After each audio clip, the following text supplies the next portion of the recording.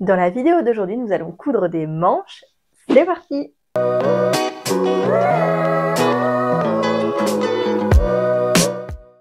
Bonjour à tous, on se retrouve aujourd'hui pour le tuto vidéo pour coudre des manches sur la robe Astrid. En effet, la robe Astrid était sortie à l'été 2023 sans manches et vous avez été nombreuses à me demander d'y ajouter des manches. Alors, je n'ai pas fait les choses à moitié. Ici, vous voyez une version avec des manches très classiques, vraiment toute simple mais qui fit bien le bras. Vous pouvez également y ajouter une petite couture nervure pour un effet couture. Vous pouvez également y incorporer un volant qui rappelle les volants qu'on trouve ici. Tout est prévu dans le patron, hein, bien sûr. Et finalement, vous pouvez également coudre une version avec des manches bishop, donc c'est-à-dire le même volume en tête de manche, mais plus de volume à partir d'ici et resserré par un bracelet de manche. De toute façon, je vous incorporerai des photos. Donc si jamais vous tombez ici par hasard, la robe Astrid est composée donc d'une encolure V devant et d'une encolure V dans le dos. Donc on a sur le devant deux petits volants qui se croisent et qui se poursuivent sur les épaules. On a une ceinture smokée à la taille et on est sur une jupe longueur longueur classique au-dessus du genou, forme un petit peu trapèze pour être à l'aise. Donc cette robe, on peut la coudre en chaîne et trame ou dans un tissu avec un petit peu d'élasticité. Après, il ne faut pas que votre tissu se détende de trop. Je n'irai pas la coudre en jersey viscose, mais j'ai plusieurs testeuses qui l'ont cousu dans des jerseys de dentelle et d'autres mailles, et ça s'est très bien passé. Ici, moi, c'est un tissu synthétique, mais qui a un tout petit peu d'élasticité, du coup, c'est plus confortable. Le patron est disponible du 32 au 52, au format PDF et pochette. En PDF, on a le A0, le A4, le US Letter et le fichier projection. Donc ici, aujourd'hui, nous allons aborder uniquement la partie des manches. Donc vous retrouvez sur la chaîne le tuto vidéo pour coudre la robe. Et en fait, on s'arrête avant de coudre un biais d'entournure. Et bien en fait, on vient coudre les manches. Donc on vient sur cette vidéo. Donc puisque ce sont des manches près du corps, vous pouvez être amené à devoir faire des ajustements. Donc par exemple, j'ai une testeuse qui a une carrure relativement développée, sans être une rugbyman, hein, mais simplement pour le reste de sa morphologie, on va dire sa clavicule est assez développée. Et en fait, elle, quand elle a cousu ses manches, et bien en fait, le décolleté, il était tout comme ça. Vous voyez, ça tirait tellement que le décolleté était tout déformé. Donc si ça vous fait ça, il faut faire l'ajustement carrure. Donc, je vous l'explique dans le livret et on va le voir juste après. Ça fait aussi des plis ici, mais vous voyez, c'est normal qu'il y ait quelques plis. Mais si ça fait vraiment des plis, ça bouge pas du tout, c'est qu'il faut revoir à ce niveau-là. En fait, si vous avez l'impression de ne pas pouvoir glisser le bombé de votre manche, de votre épaule. Et je vais également vous montrer comment faire un ajustement si vous avez un bras fort. Généralement, vous le savez, parce que vous avez déjà rencontré des problèmes dans des patrons ou dans des vêtements du commerce. Vous êtes serré au niveau du biceps. Aucun problème au niveau du décolleté ou autre, mais soit vous vous sentez tout serré, soit, voire même votre bras passe pas. Pour ce faire, vous mesurez votre tour de biceps et après, moi, je vais vous montrer comment faire les ajustements et comment calculer la quantité à ajouter. Et donc, ces modifications se font sur le patron, donc vous imprimez vos manches. Il va vous falloir une autre feuille de papier à glisser en dessous. Vous pouvez assembler plusieurs feuilles A4 ensemble. Et après, on fait ces petites modifications et vous aurez une nouvelle manche à découper dans votre tissu. Et bien voilà, je crois que je vous ai tout dit. Je vous laisse avec les explications pour faire ces modifications. Nous allons voir comment modifier la manche classique pour la transformer en manche nervure. Alors, pour ce faire, on va devoir couper et écarter la manche. Donc pour ce faire, je vous conseille de prendre une des chutes quand vous avez découpé votre pièce manche. Et on va venir tracer au milieu un trait qui sera parallèle au droit fil, qui nous servira de repère. Donc là, je vais peut-être mettre ma manche comme ça, ce sera plus visible pour vous. On va tracer une ligne parallèle au droit fil, donc de haut en bas, qui passe par ici. Donc là, vous pouvez vous aider d'une équerre. Je fais en sorte de m'aligner. Je vois avec les traits ici que je m'aligne par rapport au droit fil.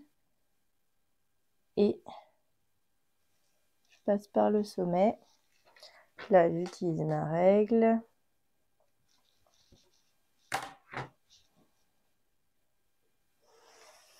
Et je trace.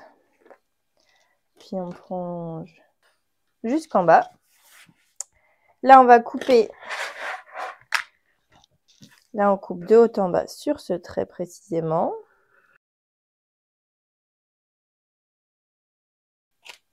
Tac.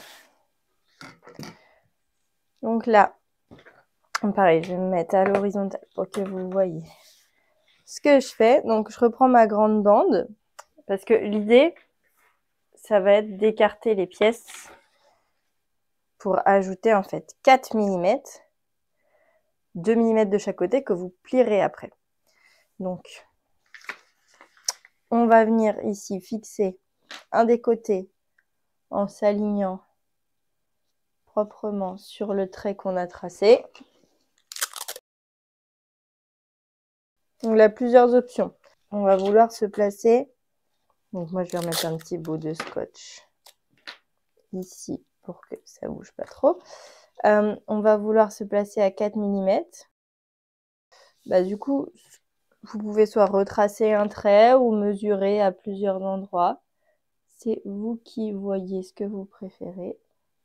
Moi, je vais tracer un trait à 4 mm. Et je vais venir me fixer dessus. Donc, bien sûr, on aligne la manche. Hein. On vérifie ici qu'on est bien aligné. On utilise tous les petits repères qu'on peut utiliser. 4 mm, ça peut vous sembler peu, mais si vous ne faites pas cette modification et que vous cousez la manche nervure, vous allez être beaucoup trop serré dans votre manche.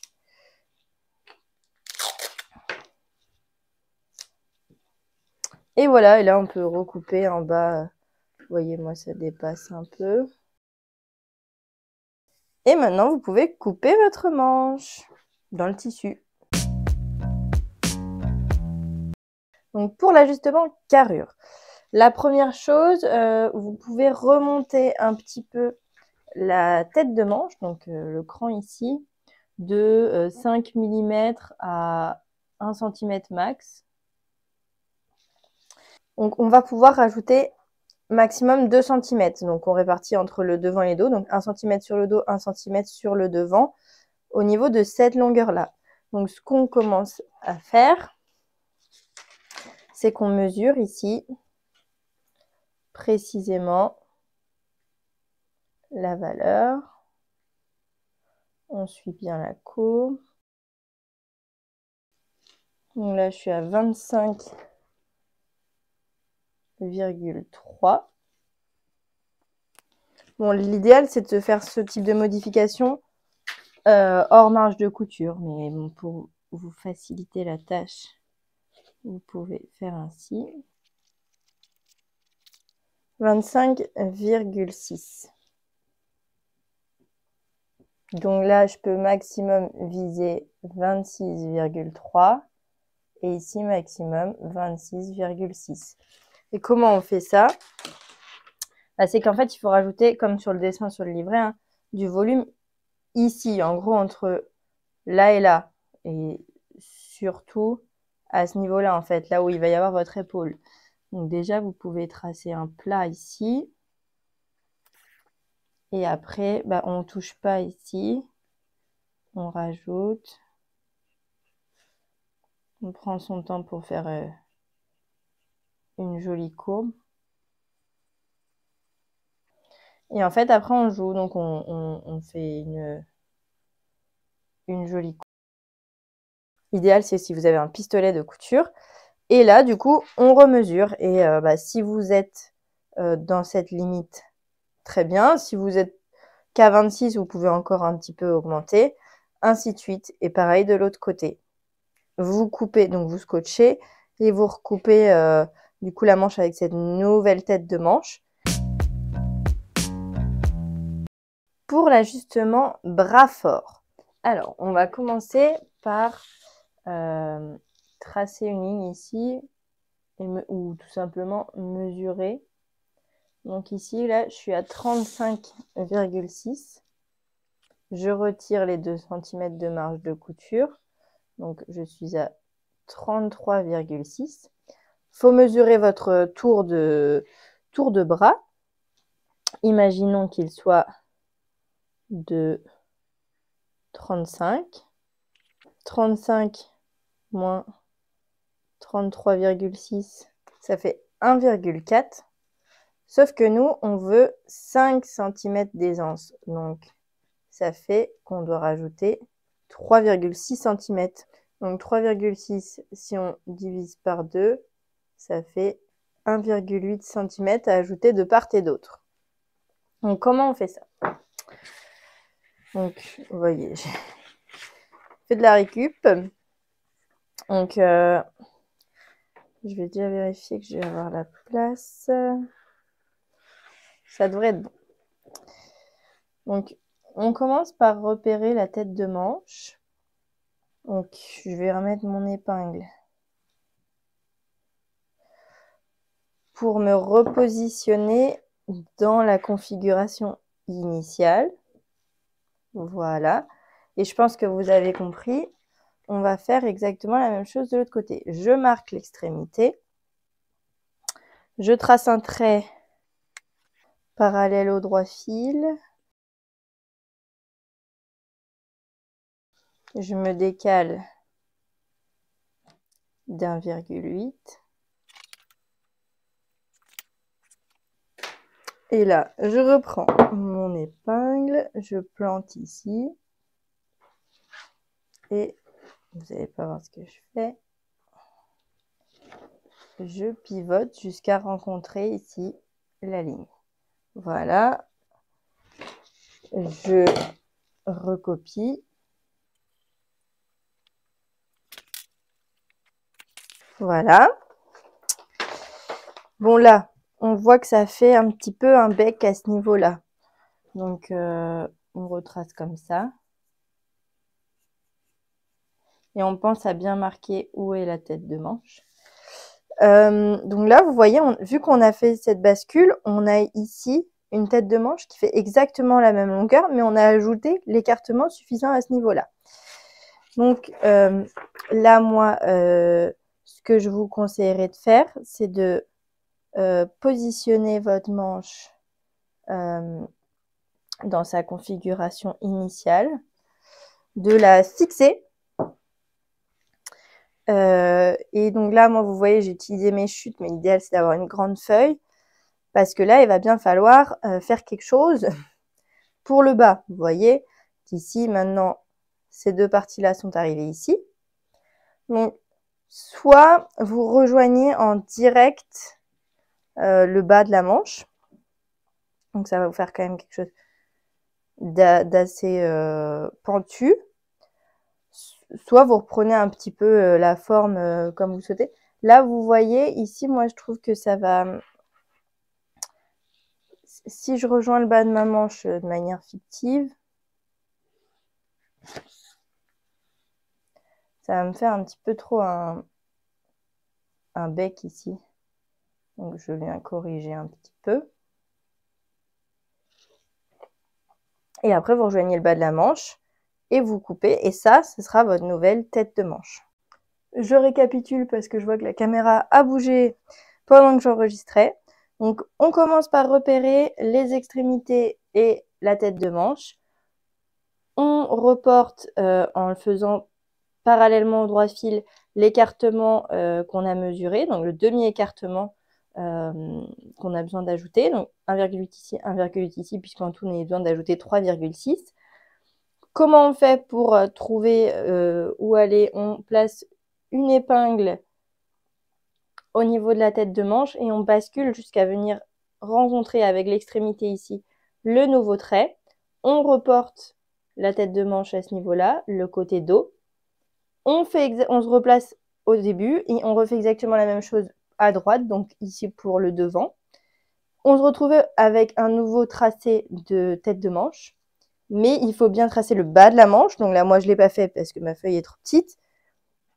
Donc, vous pouvez directement, à partir de ces deux extrémités, relier le bas de la manche. Donc, pensez bien au report d'angle hein, pour l'ourlet. Il faut faire la même chose ici en bas. Si besoin, vous corrigez un petit peu la pente pour ne pas avoir un trop gros bec. Et vous pouvez maintenant découper votre nouvelle manche. Donc, comme le patron de la robe Astrid est initialement prévu pour être coupé sans manche, il n'y a pas de cran au niveau des entournures. C'est pourquoi vous avez les gabarits à imprimer. Donc, c'est juste comme ça, des petites pièces, une pour le devant, une pour le dos, juste une partie en fait que vous venez disposer comme ceci et qu'on reporte sur le tissu. Donc, sur le devant, il y en a deux. Parce qu'ici, c'est la tête de manche, puisque vous savez, le devant, en fait, continue sur le dos. L'assemblage entre la pièce devant et la pièce dos ne se fait pas strictement au niveau de la tête de manche. Donc, on marque ici un petit cran. Tac. Il y a le cran pour assembler à la manche. Donc, c'est un double cran pour le devant. On le fait également sur la petite pièce ici. Donc, ça, on peut mettre de côté. Et on le fait également pour le dos. Donc là, pour le dos, il n'y en a qu'un.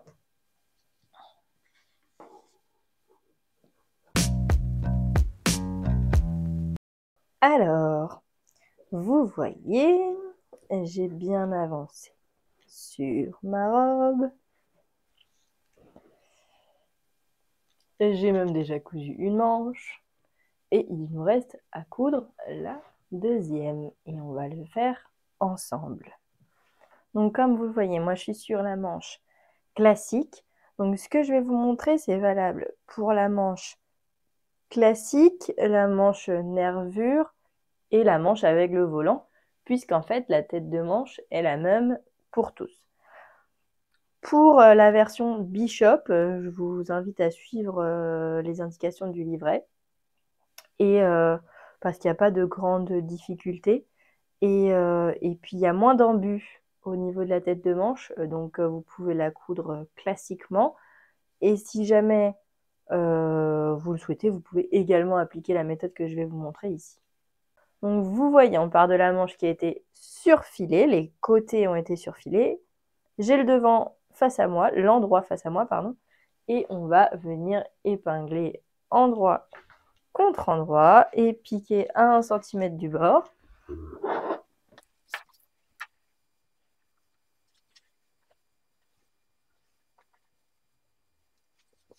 Ensuite, on va ouvrir la couture au fer et on va venir coudre un fil de fronce entre les deux crans ici, donc sur toute la tête de manche. Donc dans la marge de couture à 5 mm du bord, et moi je mets longueur de point 5 mm. Et on fait pas de point d'arrêt au début, pas de point d'arrêt à la fin. Voilà, j'ai fait mon fil de fronce. Donc là, ma manche était toujours sur l'envers. On la met sur l'endroit. On prend notre corsage, notre robe carrément. On la met sur l'envers. Et donc, on met l'entournure face à nous. Donc, on glisse la manche dans le trou. Et on va venir épingler endroit contre endroit les dessous de bras, enfin le dessous de bras et la couture de côté. Ensuite, on épingle les crans ensemble. Donc là, ce sont les doubles crans, donc c'est le devant. On fait pareil avec le dos. On épingle la tête de manche. Donc la tête de manche avec le cran de tête de manche, hein. C'est pas la couture, comme on l'a vu tout à l'heure. Et là, vous voyez, du coup, il y a un peu d'embus. Bon, si vous avez vraiment des bonnes capacités, ça peut se faire à la main, mais le mieux, c'est de... Donc, on va utiliser le petit fil de fronce pour bien faire une tête de manche bien montée, bien que l'embu serve bien à faire le bombé de la manche. Donc là, on va tirer sur le fil de fronce de sorte à ce que la tête de manche fasse la longueur de l'entournure entre l'écran. Mais l'idée là, donc on va faire des fronces, mais c'est que ces fronces ne se voient pas à terme sur la manche. Surtout pas. Donc on répartit bien, fait le moins de fronces possible. Enfin, on évite de faire des fronces trop marquées, on répartit ça bien.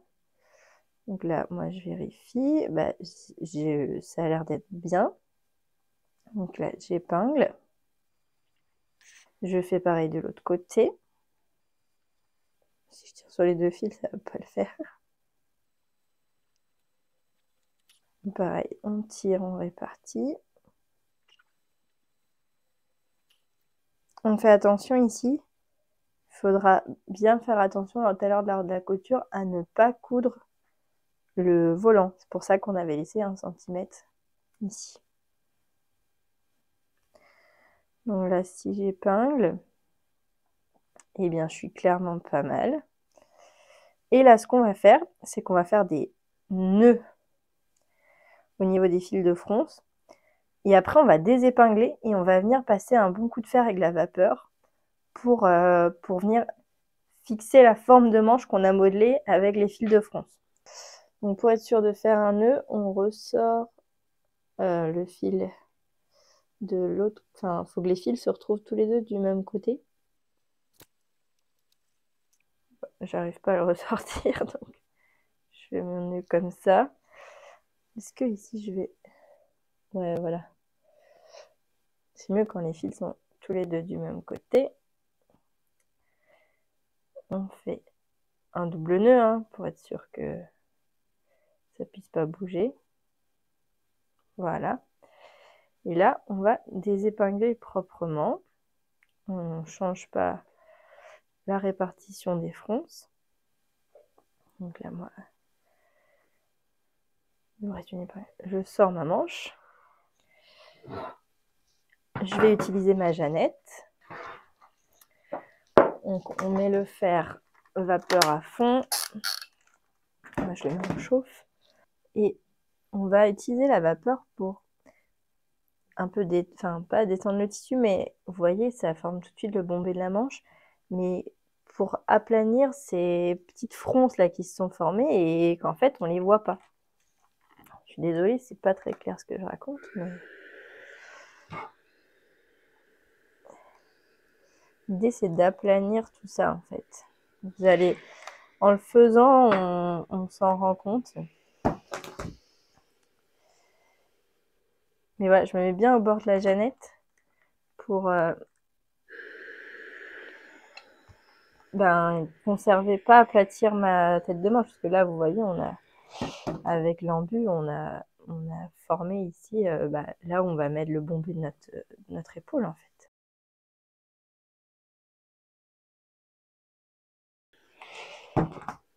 Donc vous voyez là, j'ai plus de fronces.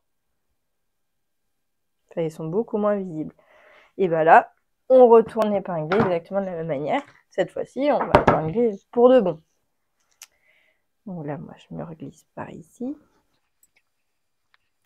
Donc, on épingle, couture de côté de ce bras. On peut déjà épingler la tête de manche aussi. Il faut que je la retrouve.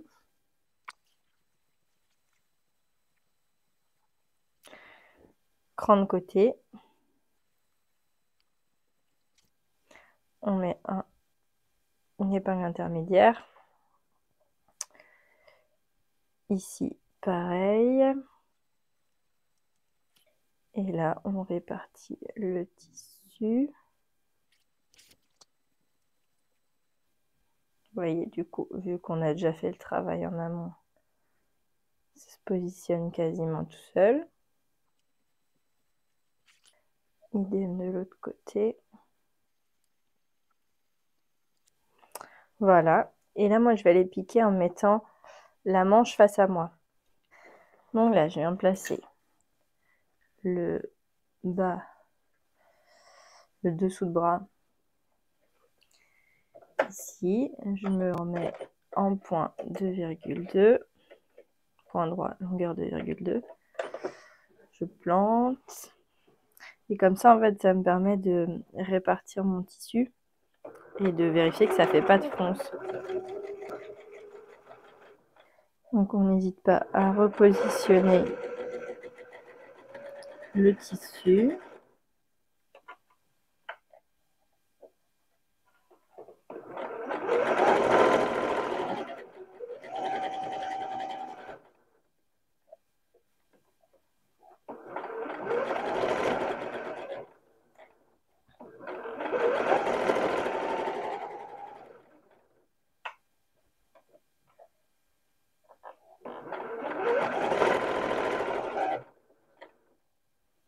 Donc, arrivé ici, vous savez, il va falloir qu'on fasse très attention.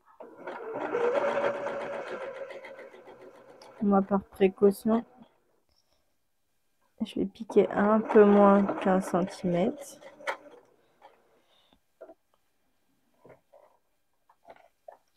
Alors, ici, je multiplie un petit. Voilà.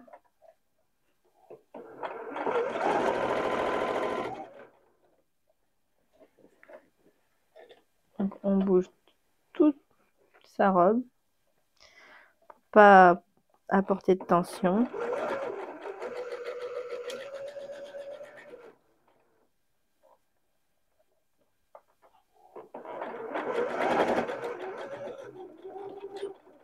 En arrêt. Et voilà. Donc là, je viens d'enlever les épingles. On va regarder ce que ça donne sur l'endroit. Vous voyez, c'est nickel. Ici, là, ça se place parfaitement. Et vous voyez, zéro fronce. Zéro fronce. Donc là, on peut surjeter la marge de couture. Et on va coucher la marge vers le buste.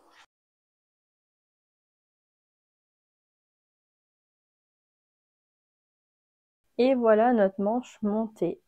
Donc moi, il ne me reste plus qu'à faire les ourlets. Mais avant ça, je vais essayer ma robe pour ajuster la longueur des ourlets et que tout tombe parfaitement.